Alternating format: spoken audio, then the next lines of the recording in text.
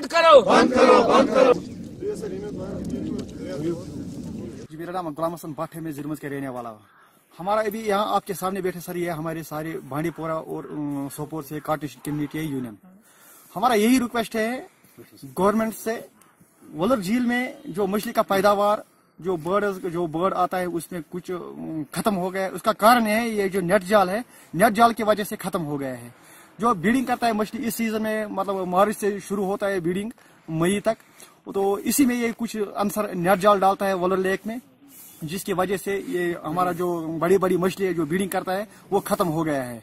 हमारा यही गुजारिश है, जो हमारा गवर्नर साहब है, चीफ सेक्रेटरी साहब है और बाकी जो आला हुकाम है, हमारा यही गुजारिश है, मेहरबानी करके इसकी तरफ ध्यान दीजिए और ये जो नेट जाल हो रहा है इसमें कोई रोक लगाए, इसमें कोई पाबंदी लगाए।